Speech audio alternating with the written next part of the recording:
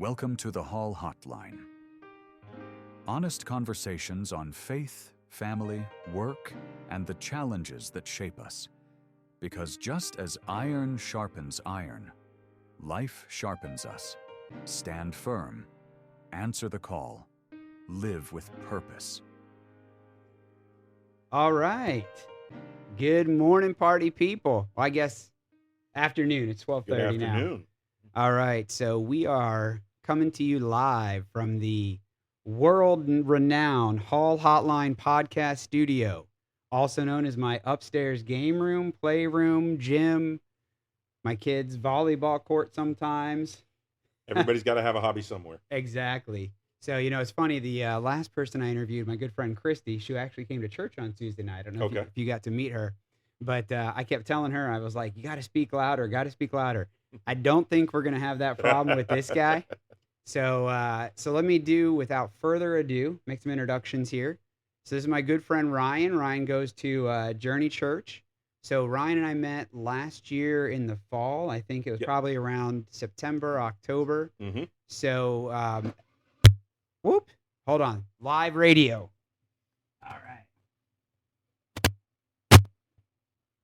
All right. Sorry about So this is what happens when you do live radio, guys. So you have a podcast and you have equipment, and sometimes it's real. It's real. It's real. There's no editing. Yeah. This is live. Now, you know what I always like to say? I'm going to go back and edit that part out, but I'm not that fancy, so I don't know how to do that. You know what? This is life. You'd love to edit out parts of life, but it just doesn't work that way sometimes life is messy. Sometimes you drop the mixing board on the ground, and sometimes you get some feedback. You know what? It happens. So we'll try that again. All right, I'll edit that whole part out. So coming to you live from the Hall Hotline studio in Burbank, California. No, it's in DeBary, Florida. The big city of DeBary. That's huge. So where do you live, Ryan? You live in DeBary? You live in Orange City? I live just around the corner in Orange City. Nice. So, how long you been up in this area? Actually moved in July 4th last year. Really? On the day, on Independence Day, because I had that day off from work. So I had to move everything that day. I didn't have a choice. Nice. So where were you at before? Just up in Ormond Beach, and then before that, a few months before that, Flagler County. Oh, nice, man. Nice. So you went from beachside and moved further in away from the water. I was just off of 95, so I was a little bit off there. Actually, the closest when I lived in Palm Coast, I was directly, if you look at Google Maps, my house was exactly 3.5 miles off the beach. So, nice. But to get there took about 15, 20 minutes. Oh, wow. So it was a little bit of a challenge. But yeah. So what is your favorite beach? Obviously, Flagler, Palm Coast, Ormond. You're just kind of moving a little bit south each time. The sand is great all along, all the way from even St. Augustine, all the way down to Daytona. Personally, I'm not a huge fan of the beach. I love the ocean. I love scuba diving in it, but I don't like being on the sand. Is coarse and scratches everything it touches. So nice. So you like going out in the water? I like being in the water, and I know what lives in there, and I've swam with a lot of them, but I like getting in the water and getting down to the bottom if I can. So you ever swam down and been face to face with different sharks? You said you swam with them. I assume that's what you meant. I have had encounters with sharks on occasion. I have petted a couple nurse sharks when I was swimming in the Keys one time. I was down off of Fort Lauderdale, Commercial Boulevard in Fort Lauderdale. There's some great beach dive spots, and a buddy of mine and I were diving out there, about 40 foot of water, and we saw something shimmer off in the distance, and we went down to the reef line, and about a 10-foot bull shark was about 12 feet over our heads, which means he was in about 25 foot of water, and he was huge and probably the most beautiful thing I've ever seen. Him just sailed right overhead. And when we finally got back to the beach a little while later, I looked at my buddy and I said, "Man, you're lucky he wasn't hungry." And he said, "Why am I lucky?" I said, "Because I swim faster than you." What's that? The weakest link, right? You don't have to be faster than all of the animals. You just got to be faster than the last place. That's right. Never be last place. So. Oh, I love it, man. I love it. So bull shark, nurse shark, both of those go after humans, or they go after mostly? Here's the irony. The bull shark is one of the most aggressive species of shark on the planet. The great white gets all the press because of the movies. The bull shark actually has attacked more people. But nurse sharks, that used to get me out of pools when I was a kid, just thinking of that tune. All right. Am I the only one out there? Maybe you guys can chime in online with some comments, let Ryan and I know. Am I the only one? When I was a kid, thought sharks could come in the pool. Absolutely. Okay. Now here's a funny thing. All right, though. it's not just me. I swear, like I would go to the drain at the bottom, and somehow I thought sharks were gonna magically just poof go through that little drain. It's like a 2-inch drain. I know that now, but I swore like I always watch for that because sharks can go in there. And when you're in the pool and you're at water level and you want to get that little board or that float that you've been playing with, and it's all of a sudden moving away from you, it's because the sharks are pulling you into deeper water. All right, it wasn't just me. It wasn't just me. No, Ryan too. absolutely, absolutely. Here's a funny thing though. 1992, I survived Hurricane Andrew in Homestead. Oh wow, and you were down in South Florida then. I lived in Homestead at the time, and it came right across and it beat the heck out of us over 14, 16 hours.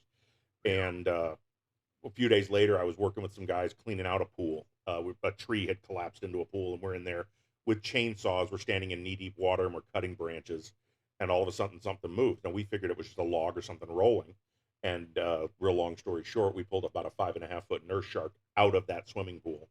And so sharks can go in pools. Sharks can show up in pools. Level 10 fear unlocked. It can and has happened. It takes a hurricane to do it. It takes a Category 5 hurricane to make it happen, but it can and has happened. Yes. Hold on. Are you telling me that Tara Reid was right in Sharknado this whole time? Sharknado, sharks can fly through the air. What was it, Tara Reid? And then there was a guy from 90210. Not Zach, but the blonde guy. Yeah. Wasn't a big 90210 fan growing up. But, kind of missed my era. But yes, sharks can get moved. Anything can get moved by weather. This is Florida, so we get that Florida man. What's that? Tim Wick, the Florida man on Facebook. He better get on my flip phone. Glad I got it. I wish I had a flip phone that day. But we did. We did have some pictures from the Miami Aquarium because we called them and they sent down a rescue truck and they pulled the shark out and took it back up to Miami Beach with them. Wow. So yeah. Here, I thought you would just have some shark for dinner. No, I've never. I actually have eaten shark, but I've never eaten nurse, and I don't know how it would taste. But actually, lemon is quite good. So, really? Lemon shark is actually quite, if grilled properly, it's amazing. Bro, I do not eat anything from the seafood except shrimp cocktail, and it's got to be covered in cocktail sauce. My wife, dude, she loves everything. So this is a true story. So one time, gosh, we were probably newly married within the first couple of years of our marriage. We've been married 21 years now. This is probably 06, 07. There was this little Mexican restaurant. Well, that's where I went wrong. I love Mexican food. It was not a Mexican restaurant. Okay. This guy, this gringo, right, that doesn't know anything, just thought, okay, it's a Mexican restaurant. I'm gonna go get a quesadilla, right? And we got there, and it was I don't know, Colombian. It was a different, I guess, ethnicity, country altogether. Is right? it up in Ormond? No, this was down in South Orlando. We lived over in the Kissimmee Boggy Creek area. Okay. And I don't even remember exactly what it was, but it used to have been a Mexican restaurant we'd eaten at before, and it changed ownership. Mm-hmm. Again, stupid gringo. I didn't even think about it, right? So we go down there, and I'm like, okay, I'm going to get burrito, taco, something, right? Mm-hmm. So we go there, and it doesn't have any of that stuff.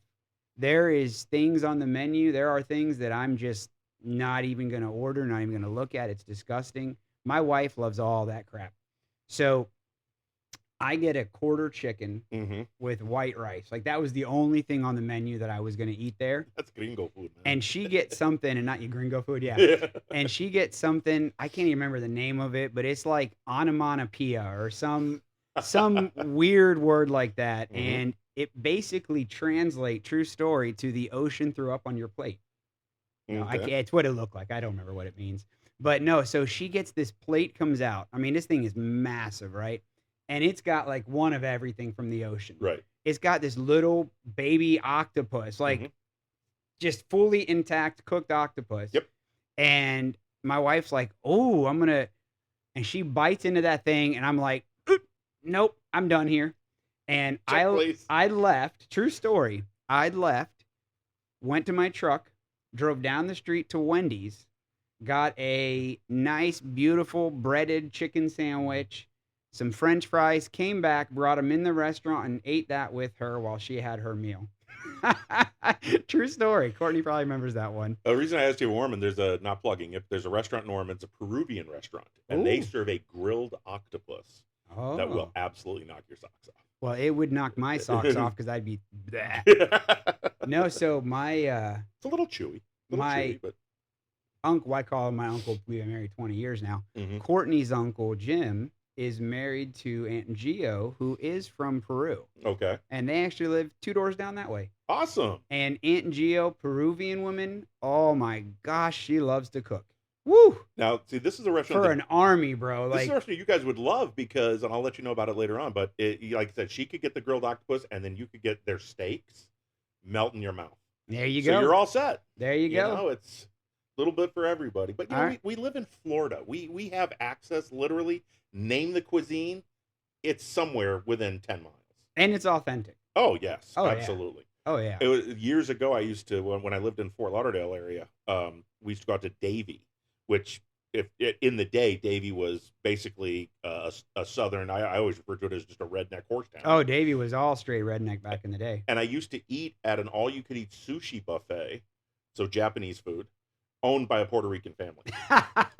So here I am in a redneck town eating Japanese food run by a Puerto Rican family, and it was fantastic. And it never, you know, a lot of problems with those buffet-type places. You always worry about getting the stale food. Never. This place was fantastic. Always good. They put out small amounts, so they had to cycle it. So it was always fresh. It was really, see, now really that's good. the trick, I think, for buffets. If you just have it sitting there and stagnant, you get to that bottom of that, and it's all crunchy and gross. No, you've got to have that in your overhead. So. Nice, but man. yeah, Florida. I mean, we've got literally access to everything. So, and like you say, it's always authentic. Yeah. So. Oh yeah, no, it's delicious. I mean, don't go to Cece's and think you're getting an Italian making your pizza, but hey, we're not knocking Cece's though. No. $6.99 all you can eat pizza buffet for the kids. Like, honestly, you can't beat that. I had it for lunch yesterday. I was tired and I wasn't cooking last night. That's why it comes to mind. Yeah, that's right. You know, I mean, it was. We had pizza last night too. A little Papa John's action. There you go. I thought about it, but you know, I live alone now, so about a year. So I was like, I was looking at a menu for Pizza Hut or Papa John's or even Domino's, and I'm like, okay, this is gonna cost me $25-$30, and I'm like, go to Cece's and get 5 different flavors and a dessert pizza. Even with a tip, I'm gonna drop $15. So you know why? You know, I don't need leftovers. I don't need. You know, it's go day to day, man. It's just so much easier. Nice. So we'll transition away from. Actually, no. Before we do that, so if you guys can see my shirt here, I only smoke the good stuff. So I've actually got these on the smoker right now. So when Ryan got here, first time he's been in my house, I showed him the back porch.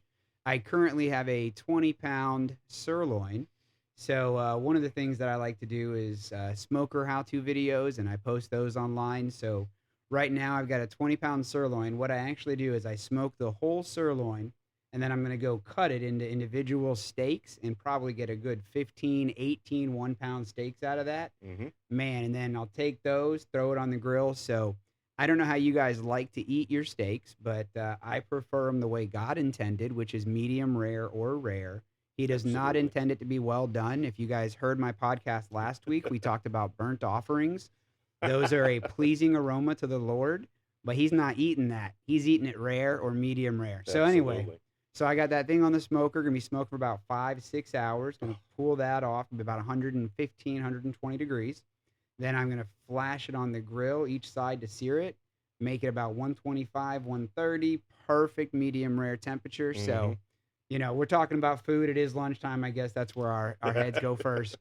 So, all right, let's transition a little bit. So here on the podcast, we like to talk with our guests about faith, about family, about sports, things that, you know, matter to most people. And I've got 3 kids, and I'm heavily involved in the church, and Ryan is as well.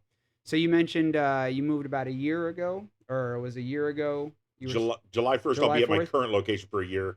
My last marriage ended a little bit over a year ago. A little bit over a year ago. Okay. So you are divorced. I am. Two-time survivor. Two-time survivor? 2-time survivor. So first one, I got married. I mean, I married my high school sweetheart, and she was a great girl. But after roughly 10 years or so together, our lives were just heading in different directions. And she actually said the craziest thing to me at one point. She goes, "You're just not the man I fell in love with." I'm like, "Well, we were 15 when that happened. I hope not." Wow. So, and you know, we Yeah, I'm a little different. I look at my 15-year-old because I've got a 15-year-old, and yeah, they process the world a little differently than we do as my adults. goodness.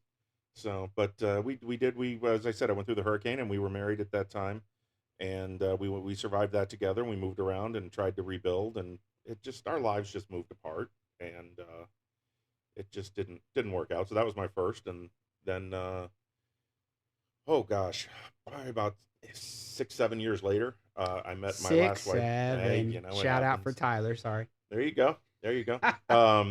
Still don't understand that one, but I guess I'm too old. But yeah, in 2003, I met my second wife, and it's funny because I actually told her. Literally said to her one day, I said, "You do know I'm going to take you out to dinner, and I'm gonna get to know you better." And she's like, "Oh yeah, sure, whatever." And we Take ended her up going out to a out. Peruvian restaurant, get some grilled No, octopus. actually, I won tickets on the radio to a Def Leppard concert. I Really? did. I called in and I won 2 tickets to a Def Leppard concert that was being played in Fort. We were living in Miami, and the concert was up in Fort Lauderdale. And I won tickets to the concert, and I said, "Hey, yeah, you want to go to a concert with me?" And she's like, "Who?" I'm like, "Def Leppard." She goes, "Seen them." I'm like, "How many times?" She goes, "I've seen them with one arm and two arm drummers." So before Bonham's accident and Yeah, after. yeah. And I'm like, "Oh, okay, whatever." But she agreed, and we started going out. And she'd already had 2 kids from a previous marriage, and it clicked, and we were together we were together right at 22 years, I'm gonna 21, say 22 03 years. to last year, 22. Yeah, Yeah. yeah, and 22 years, and we were married for about 18 of that.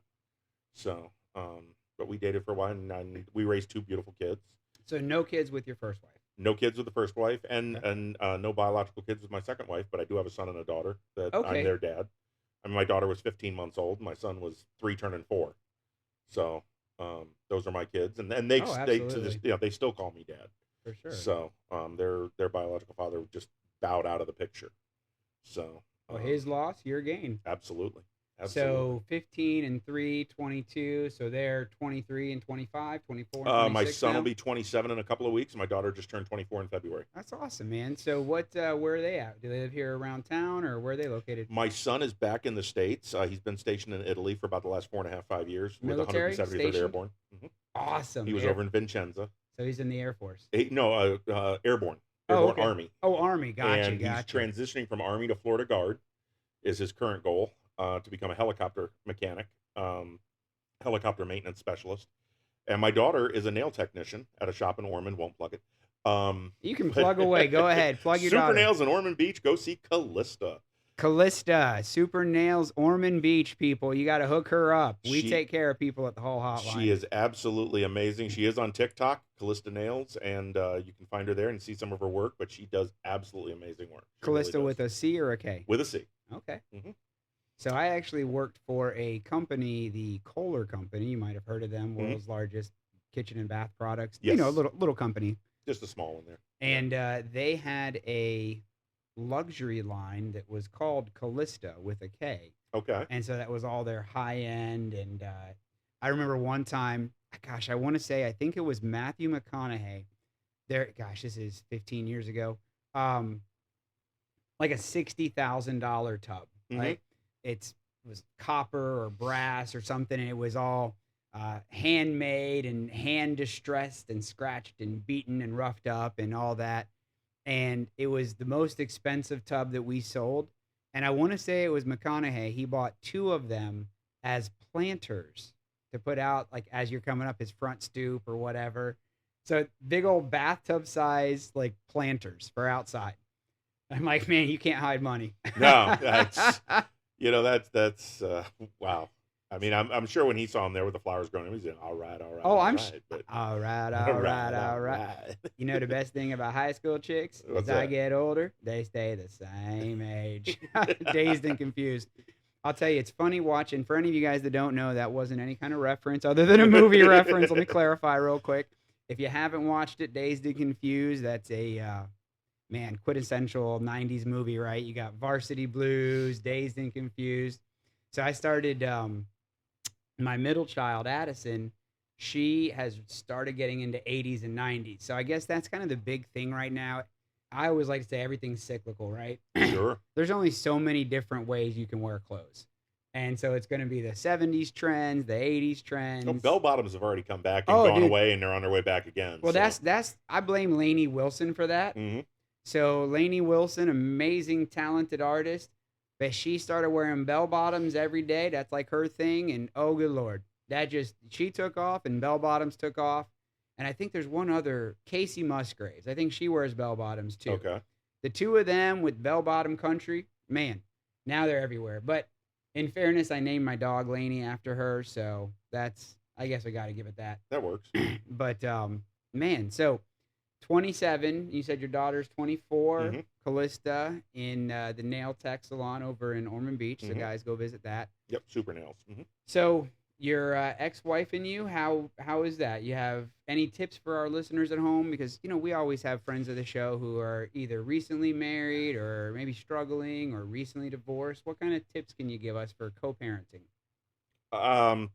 Biggest thing, it doesn't matter why you split up. Remember that the kids are not pawns. Kids are victims, and stay in their lives. You're going to regret every minute you don't. And my ex-wife and I, or my first wife and I, haven't spoken to her in 30 years. My ex-wife now, Jennifer, she and I talk every couple of weeks, and she has an issue, or if she has some question for me, sometimes I still get emails for the homeowner's insurance on the house that we had together, and I forward them right to her. We're still pretty good. We're decent friends. It just after a bit of time, things change. People change. People look in different directions. People feel their lives are going in different directions, and sometimes things just change. It's honestly, it's not unlike faith. There comes a time in people's lives where they feel that things aren't going the way they want them to, and they go in a different direction. But you can still keep an earshot out, keep a friendly ear out, and sometimes you get a calling back. So my biggest thing is just make sure there is no collateral damage. Make sure that everybody understands that nobody's to blame but the husband and wife. Yeah. It's their call. It's their, I don't want to even say their fault, because there's not necessarily a fault every time. There just is a change. Now, with your kids, so they would have both been in their 20s. Mm-hmm. So I don't know if it's any harder or easier, but parents getting divorced when your kids are, 8 and 10 or 12 or teenagers or in their 20s, they've kind of both got their own lives, not living at home. So might be a little bit different, but I think sometimes maybe parents don't think about the kids as much because they are a little older. Mm-hmm. So when you guys got divorced and they're in their early 20s, they've already got their careers going on. It's kind of like people say, we're going to stay together for the kids. We're going to stay together till they're 18, till they're out of the house. And I don't know if that's the right answer. If you can make it work, if the kids are younger, I would absolutely suggest it. If you can't, years ago when I worked in education, somebody said to me one time in a workshop that we were at, when you're in a situation, you have to be the professional.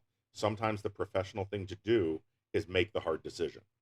And as a husband and father, as a husband to a wife, sometimes you have to make the hard decision and talk to the kids and make that step away. Don't necessarily stay together just for the kids if the environment you're raising those kids in is not conducive to a healthy mental state, because kids pick up on everything. And quite frankly, the younger they are, the more they pick up on. So, well, I think the older they are, the less they're listening. Definitely the case with both of my kids. I know my teenagers aren't listening. No. Well, that's selective hearing. Yeah, that is selective. As soon as mom and dad talk, they stop listening. What'd you say, Dad? That's they turn it on and off just like the switch on the side of an iPhone. So, but yeah, you have to, as the parent, you have to be adult enough to know if you can make it work or if you can't. And if you can't, be adult enough to say this just isn't healthy, and go your separate ways. But again, stay in their lives. They're still your kids. And again, they're not my biological children.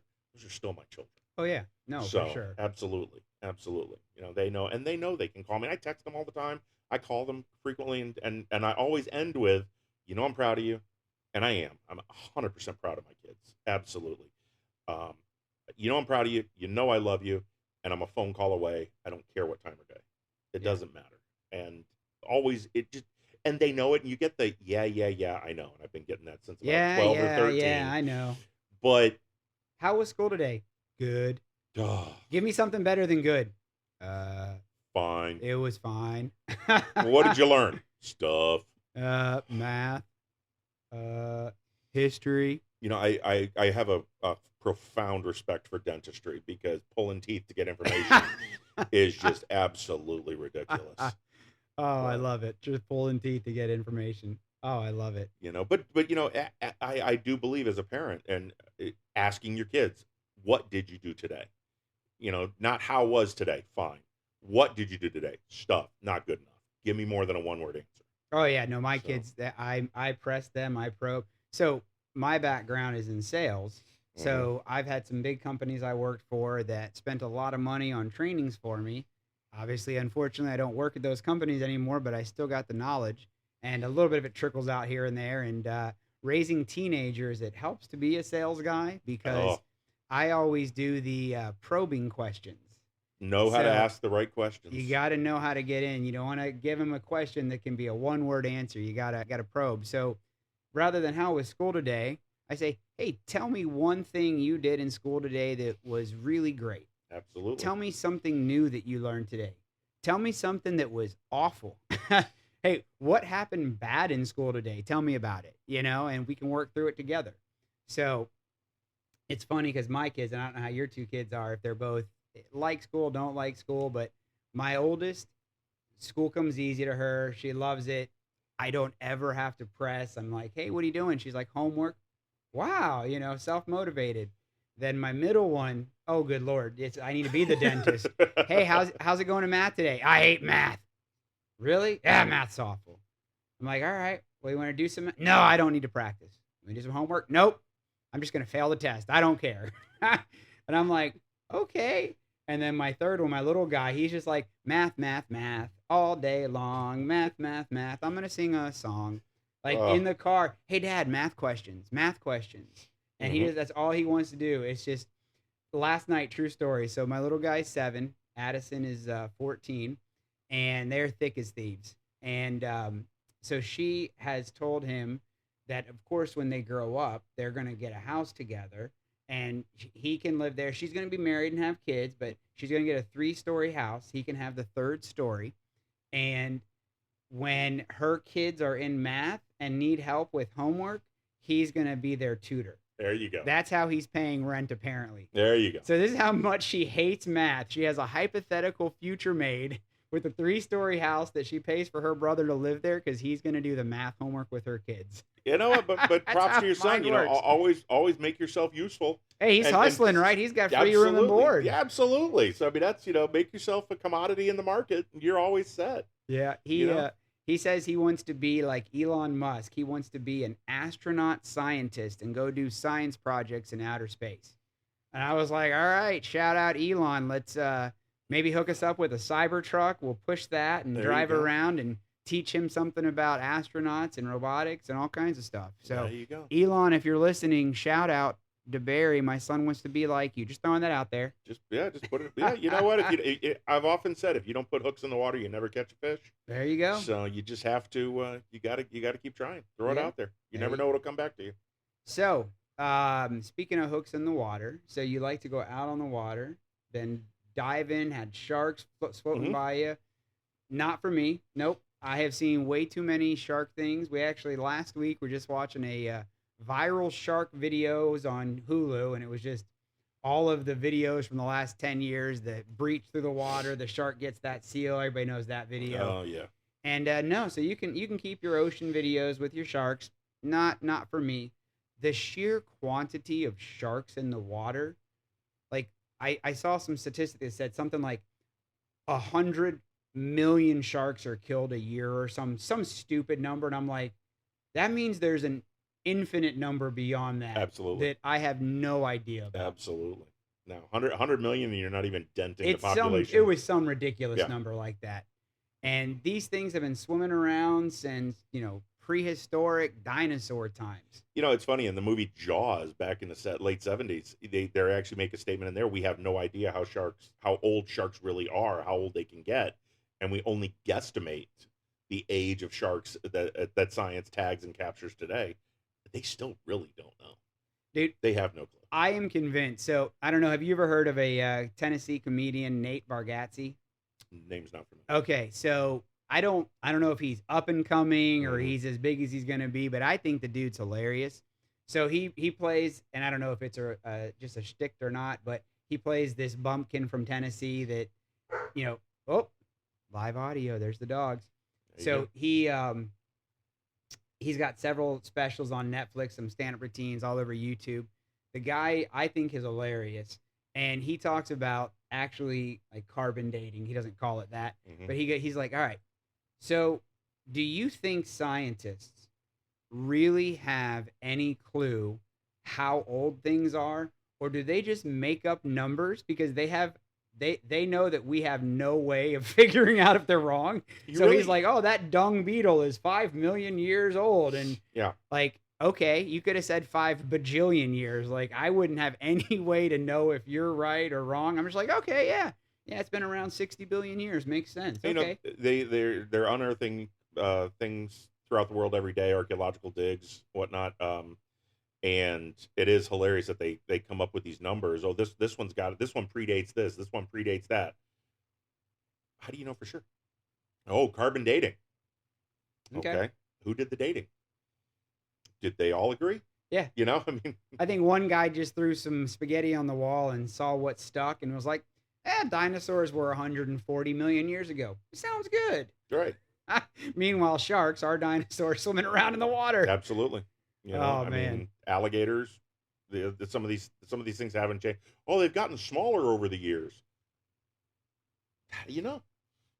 Yeah. Well, we think this could have been 2 tons or as large as 10 tons. Well, that's a really big difference.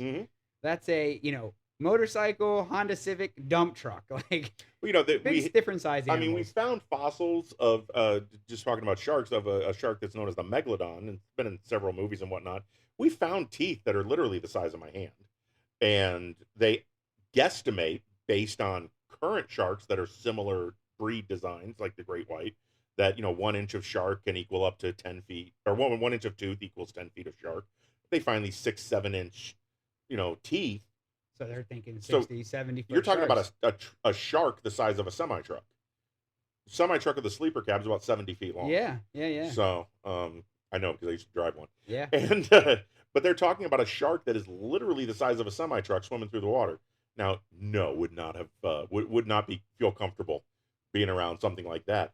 But it is interesting. How does that compare to like the largest mammal right now? Like, is it a humpback whale or blue whale? Blue whale. Blue whale. And that's what, like 100 feet or something? They can be up to, they've captured, they've seen them in the wild. A video captured them at 100 feet, tagged them at 100 feet long. So there are sharks that they think were almost as big, 20-30% less than a blue whale.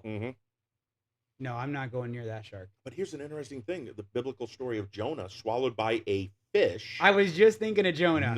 Not a whale, as it's a big fish. It's a big fish, it's what it referred to as. So, could it have been a megalodon? Just don't know. But either way, I mean, it's these creatures have existed, and yes, that we don't see them now. But at the same time, we've explored not 50% of our oceans. Oh, I mean, I don't even think it's close to 50. I think it's less 20, than that. Yeah, 15, 20% of our actual oceans have actually been, explored and explored well. I mean, I've been the deepest I've ever been down is about 150 feet, 175 feet. And that's crazy. Absolutely crazy. That was at the Spiegel Grove in down in the Keys. It's a shipwreck site. That's cool. Man-made reef site. The current is amazing down there. But you can only be down on the bottom for so long. I mean, or not even on the bottom. I didn't get all the way that far. It's too far. But it must be pitch black down there. It's very, very, very little light. Absolutely. I didn't go much past where I couldn't see that far in front of me, because you never know who's going to bump up and say hi. Dude, I've seen Finding Nemo too many times to see those sharks swimming through that, and it's the shipwreck, and fish are friends, not food. Oh, my kids love that movie. A chum for chum. Man, deep sea dive, 150 feet down. Yep. That is in a shipwreck. That is absolutely crazy. There's Man. well, there's a lot of divers. I mean, oil rig divers. They go down. They go down in a lot different type of gear, but they're down 2, 3, 400 feet, and Wow. in dry suits. It really is. But they also get paid very well to do it. Oh yeah, yeah. So I went down. You're talking about the Keys. So I was in Key West. Been a couple of times back at when I worked for Kohler. So my boss at Kohler, great dude, Brian Conroy. I used to say, "Captain, my captain." He was because he loved to go out on the water. He was the captain of our team. Just an awesome guy. But he was like too obsessed with Key West. Every branch meeting we ever had, he's like, "All right, branch meeting this year, Key West. You guys want to go somewhere else?" Nah, Key West's okay.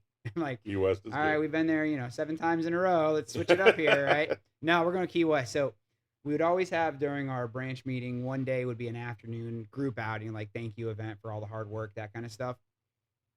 And you were talking about the currents. When you think of this. So it's a true story.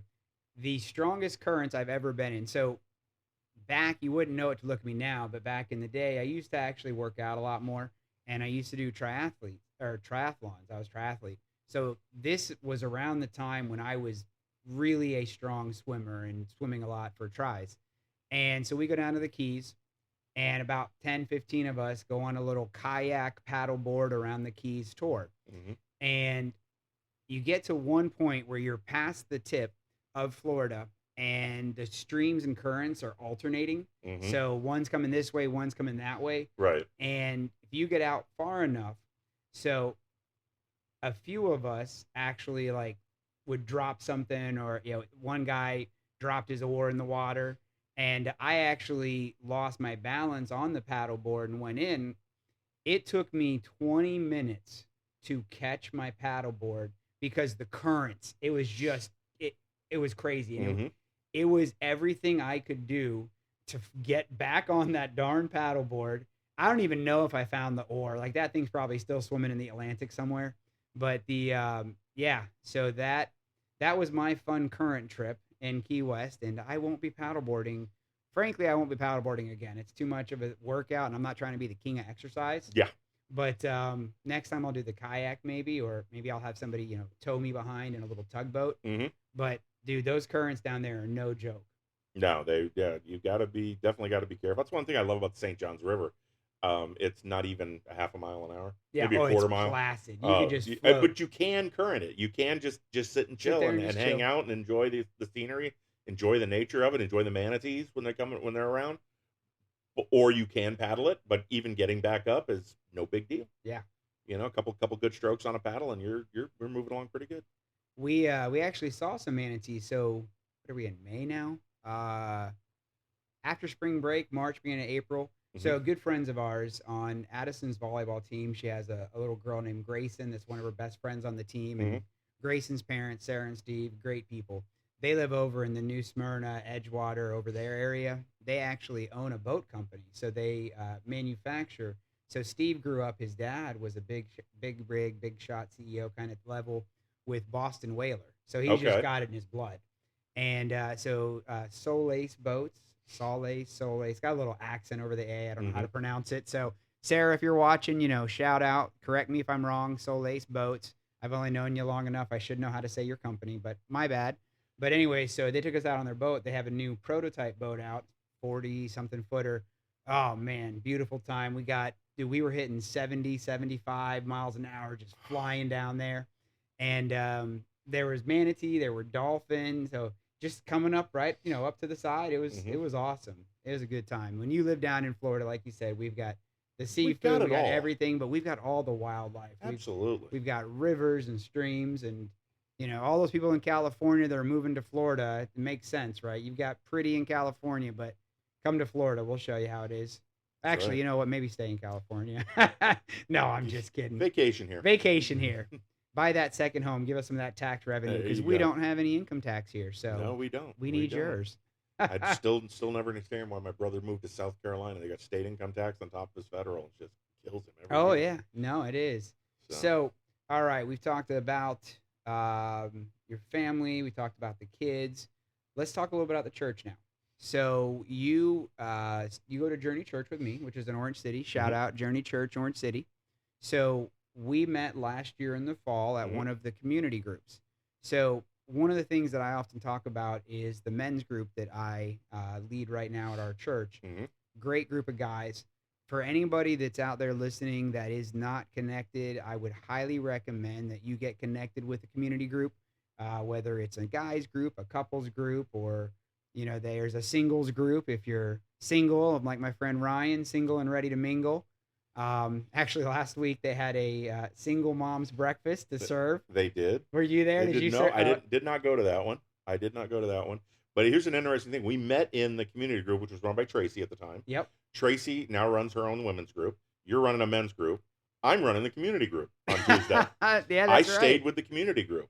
That's right. Actually, somebody else that came in about the same time, Astrid Jackson. And Astrid's got an outdoor company. She does Venture Outdoors, plug. Yeah, and Venture Outdoors, kayak Florida.com, I think. Something like that. Just Google it, Astrid. Look up Venture Outdoors. And super cool girl, Christian, absolutely great in her faith, and does kayaks and kayak and paddleboard tours and training. So and her tours are 2 to 3 hours, and the pricing is incredibly reasonable. I actually went on a kayak tour with her, and a manatee decided he didn't like the direction my kayak was facing, so he moved me. Oh yeah, he came right up, nosed right up against me. They are not small animals. Pushed me. No, and we actually we're about the same shape. And hey, round is a shape, my friend. Right, I'm in shape. Round is a shape. So, and actually wearing this shirt, I'm about the same color as most manatees. But interesting. Here's a funky thing, though. And Astrid actually taught me this. When you look at a manatee and you look at the size of them, and you're thinking 300, 400, 500 pounds of an animal, 2% body fat. Really? Almost all muscle, and almost all of that muscle is what they use to propel through the water. Even though they take their time and they just plod along through the water, if they have to, they could actually hit a surge. They can hit a surge that, honestly, to protect their young, they can hit a surge that can knock an alligator or a crocodile unconscious. Are you serious? So they are almost. They're you serious, Clark? 98% muscle. Absolutely. You serious, Clark? Absolutely. Wow. So, dude, I would not. Yeah. They call them the cows of the ocean, right? Sea cow. Well, that's a lie. Yeah, no, I don't know. If you've ever been up next to a decent sized cow, there's not. They're strong too. Talk to the 20-pounder downstairs. There's not a whole lot of fat on there. Yeah. So Yeah. Yeah, that 20-pound steak that's been on 11, 12, 3 hours now. I bet that thing's coming along good. Oh boy. So, oh man. Bet you didn't see that in your future, did you? No, that guy did not see it. Sea cows, 2%. I would have thought they were all fat. I was surprised. I was actually blown away when she said that. It's like 2% body fat. She goes, yeah. Wow. So you've got to be. So they're almost all muscle. And she goes, if you ever actually get to touch one, and many years ago I actually have, and yeah, they are solid creatures, and just docile as well, and inquisitive, but not stupid by any means. I mean, these things. See, guys, learning something new every day. Yeah. Really cool. But they're right here at Blue Springs. Blue Springs, right down the way. State Park. Yeah, they hang out in there. They come a couple times a year and flock together. They get up. It's when the water turns colder, they'll get up on top of the spring because the water coming out of there is warmer. Yeah. Because they are mammals, so they do get temperature. They get a little nervous when it gets a little colder. Like most Floridians. Yeah. When it gets down below 80 degrees, most Floridians are putting on winter jackets and stuff. Yeah. But, Yeah. No, this guy does. Yeah. Dude, I was born in Ohio, but I was raised in Florida, so. If it's 50s or 60s, I'm putting on a winter coat and I'm putting on mittens and I'm like, yep, I'm comfortable. It was funny. So true story. So Caitlin, my oldest, she plays outdoor sports. Addie plays indoor sports, and Caitlin's in soccer and football. And so this, in the fall is soccer and fall into winter, and then football for the high school season comes winter into spring. And it was pretty darn cold this winter. Yeah. There were some freezes. Some chilly days there. And there was one game, and I just knew it was going to get cold. Once that sun drops, it like negative 100 degrees out there, I feel like. Mm-hmm. And so I go out there, and the sun is still out, and it's still warm, and I'm sitting there, and I got on my big leather jacket or my big fluffy coat. I think I might have had on a sweater and a hoodie underneath it, and a beanie and gloves. And they're all like, what the heck, man? You look like the kid from that movie with the the leg and the lamp. The Christmas Story. Christmas Story, Ralphie. Stuck out there. Oh! Yeah, the little kid. And I'm like, hey, you can judge now, but just wait. And about 30 minutes later, that sun dropped, and they're all sitting there. Yep. I'm like, man, I am nice and toasty. I'm good here. All y'all haters, haters better know. Go ahead and make your fun, but sooner or later you'll be wishing you were me. Yeah, exactly. Yep. So back into the church. So now you're leading the community group. I've got a men's group. Tracy's got a women's group. So again, guys, if you're not connected with a group, honestly, I think this term gets overused a lot. Life-changing, Absolutely. People say that, oh, that's a life-changing bagel I just had. I'm like, okay, really? Come on now. But like my 20-pound steak, that will be life-changing. So that's not incorrectly used, but there are people that use that term, I think, like the word literally. Literally. That was literally the no, that is not it. Figuratively, not literally. Anyways, I digress. Sorry. I used to be an English teacher after college. So these little English things drive me crazy. Watch him cringe on this one. So irregardless. Oh, Jesus. Jeez Louise, people. So you mean regardless? Yeah. No, irregardless. I mean irregardless. No, that's not a word. You mean regardless. The double negative. So, yes, there are words that, they make me cringe like that. But no, so seriously, not to overuse the word. Absolutely. Joining a group, life-changing. It seriously 100% is. 100% agree. And I'll tell you, so I don't know if you've ever heard this story before or if this was you, but I'm like, you know what? Bible studies, church group, I don't know if that's my thing. I'm going to read my Bible in the morning. I'm going to pray. I'm going to do my thing, but I don't know if I can sit there and do a Bible study and, hear Tammy in the back talking about Genesis 14 and some story about, Leviticus and the 613 laws and all these things. I'm just like, I'm going to go cross-eyed and get bored. My ADD is going to go squirrel. Exactly. But I got there and I kept an open mind. And so in September, obviously, as you guys know, something big in my life that was changing for me was the Charlie Kirk. Unfortunately, what happened to that young man. I miss Charlie. And he, that right there made me reevaluate a lot of things, including my faith. Mm-hmm. And after that, I decided that I got to get all in. So I was baptized in 2009, and I don't remember the exact date, but it was funny. So my wife and I were both baptized. She was pregnant, but we did not know it yet with Caitlin. So Caitlin was born in June of 2010, so counting 9 months backwards. So it was probably end of 2009, mm-hmm. Before, so probably the fall timeline. Right. And so we were both baptized at a church we used to go to in South Orlando before we lived up here in this side of town.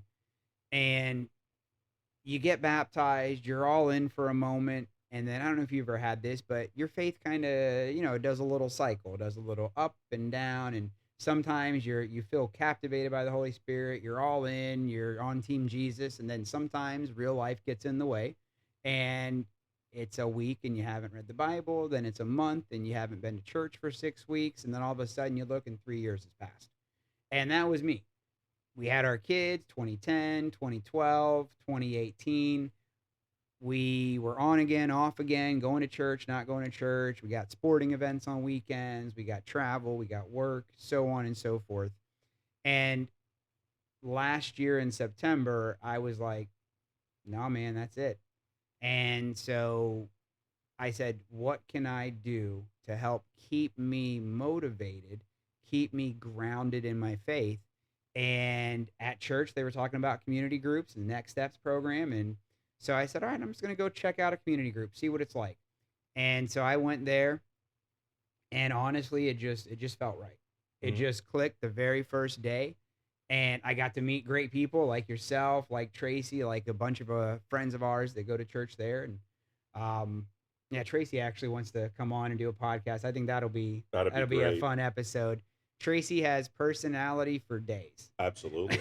She's one of my favorite people. Oh, shit. And just knowing her, seeing her, every minute, every time I see her, there's a hug involved. Oh, and the smile is just infectious. Doesn't matter the kind of morning you're having. Even if you haven't hit the coffee yet, you're and if you automatically need smiling. someone to bust your chops too. Oh, absolutely. So she's not a Gator, but I'm a Seminole. So anytime she sees me, she rags on me because the Gators beat the Seminoles last year, and it was a whole thing. And blah blah blah. Tracy, enough. No, but so Tracy's she's got the biggest. Okay, go blah blah. You. All right, I grew up in Miami. Come on. So for those of you listening to audio only, he just made this really ugly orange and green U symbol. For those of you that did not know, go Canes. You know what? Just we're done here. Throw it down. Throw the towel. No. Yeah. So for those of you that did not know, we do have video streaming now for the podcast on services like YouTube and Spotify. So, but anyway, back to I digress, right? So I definitely recommend getting involved with a community group. You know, it's interesting you've got the smoker going on downstairs, because if you look at a lot of people's their faith peaks and valleys, you really can equate it almost to lighting a charcoal grill, because you set everything up, you put in whether you're using a charcoal chimney or you put your little pyramid together. If you use lighter fluid, if you use just paper, if you use an electric starter. But that flame comes up really big and burns bright hot in the very beginning. And then after a while, you layer those coals out, you let it calm down a little bit. Then you put your food on to get the sizzle. And a lot of times people's faith is like that. They get that big flame, that big on fire for Christ in the beginning. And then things do start to cool off a little bit. It's when those things are starting to cool off that you start adding the food to the grill. You add a little bit more to it, and you realize the product then gets a little bit better on and just keeps building from there. And that's where you can take your faith and pass it on to other people, just like literally taking burgers and dogs off the grill and passing them on to other people. I love that, man. I love that analogy. It really can, but you've got to be careful in the beginning, because if your flame gets way too hot, you're going to burn up all your fuel. So you've got to balance it out a little bit. But look, all of us out there, no matter if we're talking about faith or whatever, we all do that, right? You get gung-ho into something. You get, this is the latest and greatest, and I'm going to learn and do everything about this, and I'm going to be the expert about it. And you jump in full steam, and you go forward, and then you fizzle out. And rather than taking the approach of climbing that mountain, not to go back down, but maybe climbing it at a slower trajectory. And just keeping that slow smoldering, charcoal going that whole time, because that's when you get the best meat, is when the charcoal smolders. You don't want the flames. You don't want to come up and make it too hot or get hot parts in your grill. Nice, even. Man, yeah, that's a great analogy. Again, we're talking about food because it's lunchtime. So. Well, I'm a foodie, but what are you going to do? Oh, I eat all day long. But it's also interesting as you read through the Gospels, you realize, Jesus had followers that kept saying, well, Lord, can't you do this? Lord, can't you do that? And he would tell them, he would caution them, it's not quite time. It's not my time yet. It's not the time yet. It's not ready yet. And then all of a sudden, I believe it was the wedding in Cana, Mary asked him, if not now, when? When is this going to happen? And that story is just so profound with the symbology written into it. I mean, stone vessels can't be, stone vessels were used because they were pure. They couldn't be contaminated. They're holding the water, but then produced wine, but not just any wine. The best wine anyone ever had. And that type of a praise coming from the master of ceremonies at the wedding, and saved for the end, which generally it was done the other way around. Yeah. Great wine in the beginning, get everybody a little wind up, a little loopy, and they won't notice that you brought out the $2 chuck at the end. Water them down at the end, and nobody's going to know the difference. Everybody goes home happy and safe. No, this was the best wine I've ever tasted at the end. So it's funny that you say that, because just earlier this week, good friend of mine lives down the street. Amy, her husband Tim's one of my best friends, and Amy and Tim, and we've done Bible studies together. So she'll see something and she'll send it to me and say, "Oh, this would be great for your podcast." And literally this week, there was a story going around about the stone vessels, the containers, and talking just about that. And there's things in there that, I've read that story, I don't even know how many times, and I just see those symbolic things that are in there, there were 6 containers. Right. 6 is the number in the Bible that's repeated a lot. People think of 3 and 7 because those are very popular in the Bible. Well, and a lot of but people look at 6 days to create everything. Right. Day 6 created Adam. All of the symbology of 6, and had to be completely clean, had to be not contaminated. The stone containers were used, the water in there was used to clean with. So it had to be purification, right? Mm-hmm. So, I mean, all of the symbology, and Christ is clean, Christ is pure, sacrificial lamb, had to be spotless. I mean, everything, the arcs in the Bible from the Old Testament to the New Testament. But that story alone with his mom, if not now, Jesus, like, bro, what you waiting for? Yeah. Like, come on now. I know you've got your own timeline. I get it. But these people need our help. And this is a small gathering, small gathering, a couple hundred people, what have you, not 5,000. That happened later on. But in those vessels, you're talking 20 to 30 gallon vessels, not exactly small vessels. So 120 to 180 gallons of water. Of water sitting there. But again, water used for purification, and 6, why not 7? If they can afford 6, why wouldn't they have 7? Well, interestingly enough, on the 7th day, everything was complete. God rested after the creation of everything. Yep. So why not 7 there? Because we haven't come to that completion yet. So it's crazy, right? The numbers, the flowing back and forth from New Covenant to Old is just it's amazing. It really is.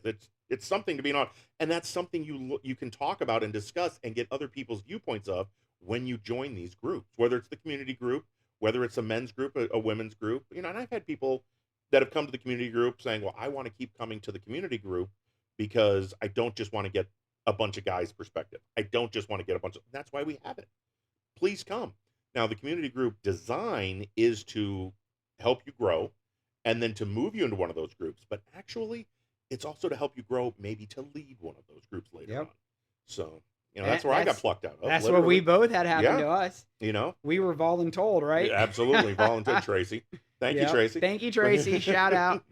So, in case you don't know about the story we're referencing, the very first public sign that Jesus did to really kick off his ministry, right? Right. So Jesus was about 30 years old from the time, really the last stories we hear about him when he's a kid and he's praying in the temple and his family has left and they've lost him, they've come back. And he 12, says, 13 at 12, that point. 13, yeah.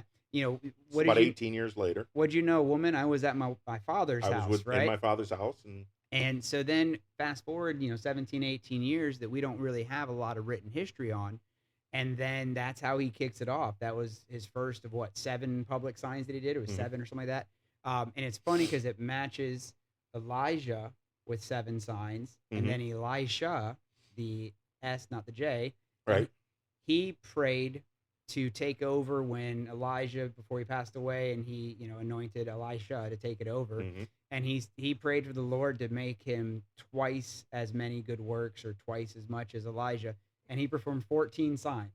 And then so Jesus with his 7 or whatever it was as well, it all kind of arcs back together. But that was the first one. And he's at a wedding. Now, weddings in this time, now, I don't know you, Ryan, but I'm not a first century Jew.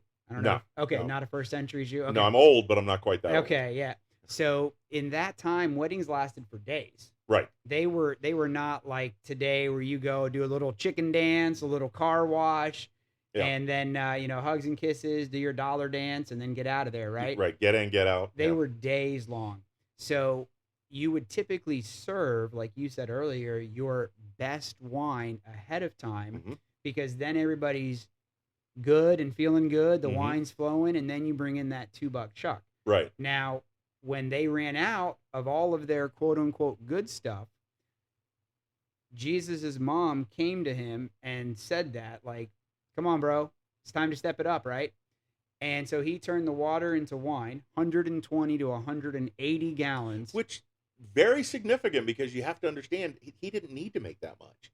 No. There was, they were already partway through the celebration.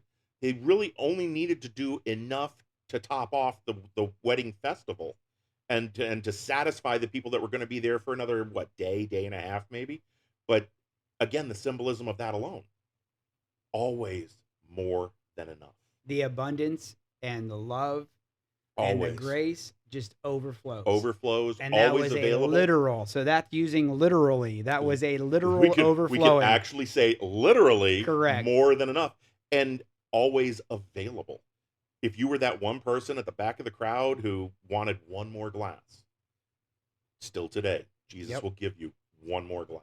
And so then at the weddings, there were people that were more important, of higher ranking, higher seniority, that were invited. Think about, mom and dad and your grandma and grandpa, the elders. Think about that kind of stuff.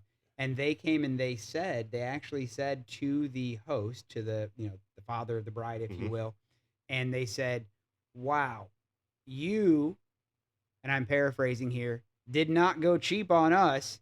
You saved the good stuff till the end. And they were receiving praise and all of that. And that was just backwards of how it usually happens. So, and Jesus, he just flexed. He's like, I got this, bro. Yeah, I got you. We're good. I got you. And even if you read through the story, you see where Mary actually told the other servants, look, just do what he tells you to do. Yeah, just go do it. Just do it. Follow. Just do what he tells you to do. Didn't say follow him. Didn't say come work his ministry. Whatever he says, do. Yep. Take care of it. And all he did, fill these with water. Now give me a minute. Yeah, that was it. And then it's his first public miracle. It's an amazing story. I mean, he does a ton of, like we said, other miracles, but you got to kick it off somewhere. Go big or go home. When you look at the fishes and the loaves, even the story continues on towards the end. The disciples had to carry away baskets and baskets of food. Again, symbolism, more than enough. Yep. Always in abundance, always available to those in need. Yeah, what starts out with 5 and 2 fishes and loaves turns into 12 baskets overflowing. And, one thing that some of the listeners at home may not realize, that I didn't even realize at first either, until I think a sermon last year Pastor James was preaching on, and he talked about feeding the 5,000. Well, a lot of times in those counts, the census wouldn't count women or children. Correct. So it was just counting guys. Just counting the adult males. It's more like 15, maybe 1,000 people were there. So not like it makes a difference, 5,000 or 15,000. It was still, 5 loaves of bread and fish or whatever, right? So, but that's just absolutely astounding. The size of the Orlando Arena worth of people. Yes. That you're feeding with, a $7.99 Happy Meal, right? Like it just blows my mind. But no, he did all those signs. It's just absolutely amazing. Funny side story, off topic though, but talking about cheap wine. So I mentioned $2 Chuck. Have you ever heard of that wine? I have not actually heard that was the name of a wine, but I've heard the phrase. Yeah. So it's I believe Trader Joe's is where we get it. Okay. It may not be around anymore. I don't know. It's been a while. But funny story. If I remember the story correctly, and I think the guy's name is Chuck or Charles, but husband and wife owned a vineyard, making wine, really good wine, high quality wine. Well, high quality for, my standards, like not the $3 bottle, but like the, $29.99 bottle. Right. So I know there's people out there that spend hundreds of dollars on wine, and that's not me, but yeah. No. So think about a $20 or $30 bottle of wine quality wise. And that's what his vineyard produces. But in the divorce, apparently he had a very ugly contested divorce, and his wife gets half of every dollar or whatever sale that they sell. So he sells his wine at cost plus 50 cents so that his wife gets 25 cents or something like that. There you go. So it was like literally a $2 bottle of wine. $2 bottle of wine. It was called $2 Chuck. So sorry to be off topic, but I always thought about that as a funny little side story. You just got to be careful. So, but going back to church, so we were all in the community group together, and now you're up at church, gosh, almost every day of the week between the community group and bouncing at the door. Leading up to Easter, I was there 6 days. Yeah. I was there. Friday was my only day off. You had Good Friday off. I had every Friday night off. But no, I would stand security on Saturdays and Sundays. I'd be there Monday night to run my own men's group during 40 days. Tuesday night to run the community group. Wednesday night for security for Journey students. which, hey, plug to Journey students. We're up to 150, 175 students a week there. Really? 6th grade to 12th grade. These kids Wow. come in, have an amazing evening of On worship fire. and faith. It's just absolutely unbelievable. We just held one night over at our DeLand campus, and I want to say 250 or so kids Wow. on one night to come in and worship and praise. Oh, that is praise just the Lord. absolutely wonderful. Absolutely wonderful to see these young people, because they've got to carry our mantle later on. I mean, I'm not getting any younger. Oh, yeah. And sooner or later, we want that next group to come up and step up. And so many of the leaders of those groups are young people coming out of high In their school, just 20s. in college, just coming out of college. Well, just 2 weeks ago, we had, you were at the leaders thing that we Inspire. did. Yeah. So we had a thing at our church a couple weeks ago. So Sunday evening after, several hours after service ended. And it was really cool because they had, a thank you event and some desserts and snacks. But then they had a nice little service, but it was more like this. It was a sit down where Pastor James, his wife Shayna, and then they had a young guy, I think Matthew is his name. Yes. And he said he was about 22, if I remember correctly. But he said he started coming to Journey when he was like 5 or 6 years old. And he went in the kids group and then grew up and then Journey kids. And then, so it's great to see those stories. And like you said, the next generation coming through. I mean, it's the interesting thing about just the Bible as a literary work. You gotta keep in mind that this thing has literally stood the test of time, and almost beyond time itself, because it hasn't wavered, hasn't changed. Yes, it's been translated from this language, that language. If you look at how the King James original, the 1611 King James version came out, there's very detailed records on the amount of effort it took. It was actually started 1604. It took 7 years to produce one copy, because hundreds and hundreds of men had to work on this. Yep. But when you look at the scriptures, that they haven't changed, they've been translated, but the translations are so similar, it has stood that time. And unless we come up with a way here on earth for immortality, I've got a spiritual immortality, that's not an issue. I know how to obtain that, and I've got it. I'm not worried about that. But if this book has to be handed down to the upcoming generations, and people have to understand the value and the, for lack of a better word, just the pure joy of that security in your heart and in your mind. So it's funny. So last year, I want to say it was September, maybe a little bit earlier than that. Pastor James did a different sermon where he had a couple of the other guys come up. I think Pastor John Sellers came up, and they had really a Q&A section, and they talked about the Bible. And so it is the most scrutinized book in the history of our world. It's the number one selling book ever, every single year ever. And so you've got to think about it in context. So think about history. If you think about the Bible as a historical book, then rather than it being some superstitious, full of miracles that didn't happen, think about it from a historical context. We have people in history like, Julius Caesar, and we know his story and getting stabbed and A2 Brute. We've got 10 copies of that manuscript. Right. 10. We all believe, but Julius Caesar, we don't question history. We don't question anything because it's written down. That's the annals of history, you know? And we've got I think 10 copies of that. Well, we've got thousands of original manuscript copies of the Bible. And they were translated, like you said, Hebrew, Greek, Arabic or Aramaic. And so we have original versions that are from the 1st century and written down, and even Old Testament earlier than that. But we've got all of those things. We've got thousands of copies. And I think Pastor James said if you were to stack a quarter and you were to go through the most copies we have of things from hundreds and thousands of years ago, and it was 10 quarters for Julius Caesar, and it was the second most popular or something like that was Dante's Inferno or one of those kind of books, and it was 100 copies. And then if you stacked all these quarters, you'd have 3 stories of quarters worth of Bible. Mm-hmm. And so just from a pure historical context, it's the most recorded thing we have in the history of the world. And today, here's the other thing that I had somebody tell me one time, well, how do you know Jesus existed? Number one, the Romans were amazing record keepers. Yep. Somebody sneezed, somebody wrote it down. Oh, yeah. Okay. So start there. There is records of the trial, for one thing, but also records of uprisings, records of mobs that had to be dispersed. Why?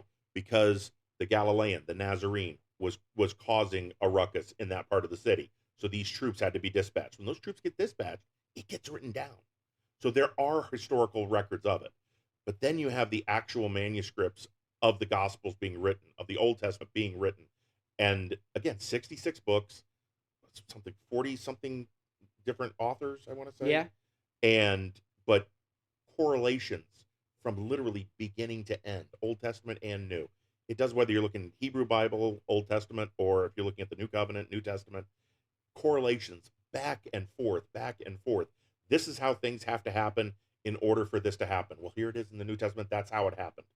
Now, some people will look at it and say, okay, but they had the Old Testament to look at as a roadmap.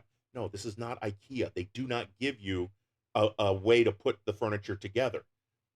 The disciples and even Jesus himself did not have, they had the Torah, yes, but they did not have all of the manuscripts. And again, some of those manuscripts, 2,000 years prior, 400 years prior. Well, the last book in the Old Testament, Malachi, is 400 years until the New Testament, until Jesus comes to the scene. So there are things in Malachi that are referencing Isaiah that are talking about predicting Jesus. I actually heard somebody that was a mathematician, and he said that he could give mathematical proof that Jesus existed and that Jesus is the Savior with everything he said. And he referenced in the Old Testament, there were something like, I don't remember what he said, 400 or 600 different references to future events preceding and leading up to and during the Messiah, right? Right. And the mathematician said, okay, you can learn the Bible, you can learn the Torah, all the books you have available, you could study those, and you can try to make things happen. And somebody that could say, okay, I'm supposed to do this because it was predicted in that, and I'm going to do it. The chance of you pulling off 1 or 2 of those coming to fruition was whatever stat he said. Then the chance of you doing 8 of those made it like 1 in a million. And the chance of you doing, 10 or 12 or whatever, and I don't remember all the stats, but once you got into double digits, the statistical probability of that happening was like 1 in a bajillion, right? And that's an official math term right there, bajillion. Yes. And then this particular guy said that Jesus fulfilled something like 230 of those prophecies. Our current computing systems, our quantum computing systems, can't even calculate the statistical probability of that being able to happen. It's undefined. Right. So it was just blew my mind when he said that. So, when people say that a lot, there's a lot of things that you'll hear on social media or on the news or whatever, and it'll question those kind of things. And no matter how much you tell somebody till you're blue in the face, if they don't want to hear it, they're not going to hear it. It's funny. People have asked me before, because I'll be at work and I'll say, yeah, well, no, I've got to get out of here at 3:00 today because I got Bible study tonight. Like, you really? I said, yeah, I've got Bible study. Well, how do you believe? Why do you believe? How do you know Jesus is real? I was like, well, we all know that World War II figures, whether it's Mussolini, Adolf Hitler, Stalin, Theodore Roosevelt, Harry Truman, doesn't matter. We know they're real because we can see them on newsreels. There's film of them, right? So they're real. They existed. How do you know the film's real? We have AI today. How do you know it wasn't created? They're like, well, yeah, but there's no pictures of Jesus. I mean, well, there's paintings, but that's someone's interpretation of what Jesus may or may not have looked like. Okay, that's fine. Have you ever heard of Alexander the Great? Oh, yeah. Genghis Khan. Oh, yeah. Conquered the known world. Julius Caesar. Absolutely. Show me their picture. Napoleon Dynamite. Yeah, well, Bonaparte, but okay. See, I threw that in there for all you kids at home. Gosh. gosh, whatever. Oh, come on, just vote for Pedro and get it over with. But again, sorry, my daughter recently watched that for the first time. So, oh, I pity her. The confusions in all of that movie. he only got like I think like $1,000 for that movie or something, some ridiculous number I saw. But it's not the money up front; it's the royalties in the end. Oh, that's the people on Friends. I saw an article that those people, the 5 now actors on Friends, they still get 7 figures in royalties a year. Oh, easily. It's crazy. It is. It's absolutely crazy. Absolutely. But anyway, so yeah, Napoleon Bonaparte. But you look at these. You've heard of these historical figures, yeah, and you know they're real. Well, of course I know they're real. Okay, well then how do you know? Why do you believe that you're picking one person who's had more written about him than any other person literally in history, and not just stories written, but verifiable. Again, 66 books, 40 different authors, span of thousands of 2 years. millennia, and all correlating 25,000 different jump back and forth. This is going to happen, that happened. This could happen, that's going to happen. This is prophesied. That's the end result. Yep. Back and forth through all the books over 2,000 years, and yet you pick that one person to say, now, sounds like a bunch of hooey to me. That just can't be true. Yeah. I don't understand the logic in that. And here's the other side of the coin. I've known so many people that are non-believers. If you don't believe in Christ, if you don't believe that Jesus came, that God became flesh, came to earth, died on the cross to save me from my sinful ways, if I didn't believe all of that, and all I did was take the Bible as an instructional manual to live as a decent human being, what harm have I really done? And I promise you, if you take the Bible just from that context and you start reading it, like I told you before, it's going to be like putting that charcoal in the chimney and putting it on fire, because it's going to start to grow and it's going to start to develop. And you're going to start to see those little changes on your daily basis that's going to make you realize there is something more to this. Yeah. And it's not my control that makes it happen. It is God speaking into you. Absolutely. So, yeah. Amen, brother. And again, to go back to it, this is the kind of conversation you hear in a community group.